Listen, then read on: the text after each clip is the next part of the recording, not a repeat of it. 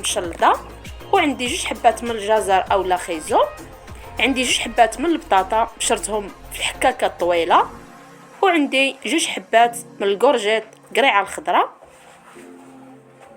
معلقه كبيره من القزبور ومعدنوس، وكنحتاجو توابل نص معلقه من كل حاجه. عندي شويه زيت الزيتون، خرقوم، شويه من سكينجبير، وشويه من الابزار، شويه من فلفل الحار اختياري، وشويه د الملحه، ونص معلقه من العطريه السمك. كتجي البنات زوينه وبنينه، غير جربوها.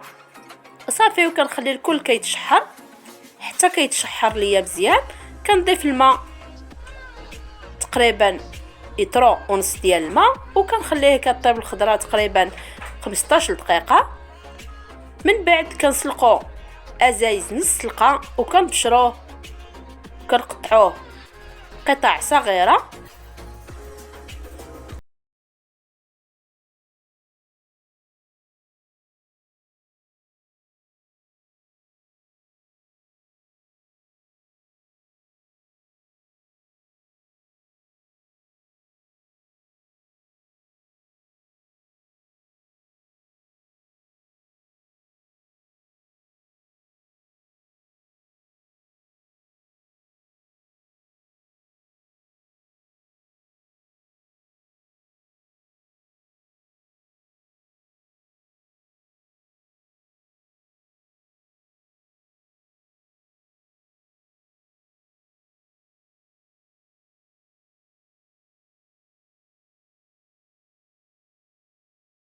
من بعد ما طبت ليا الخضر كنلوحو ازايز وشامبينيون الاسود، يمكن لكم تعوضوه بشامبينيون طري.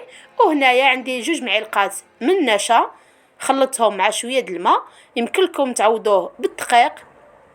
وكنخليها كطيب على خاطرها، وكنضيف الشعريه ديال السفه اختياريه، راه كتجي زوينه وبنينه، غير جربوها.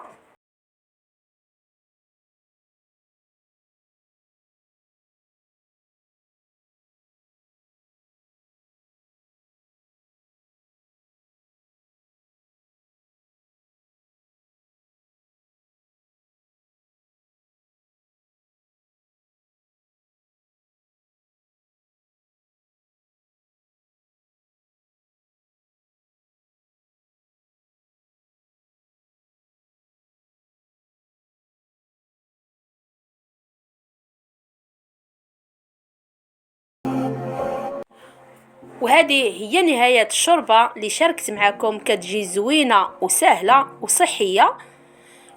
ولا عجبكم الفيديو ما تنسونيش بلي لايك والاشتراك في القناة باش يوصلكم كل جديد قناة زينب. وبلا ما نطول عليكم، بسلامة عليكم. الفيديو الجاي ان شاء الله مع وصفة جديدة وفيديو جديد.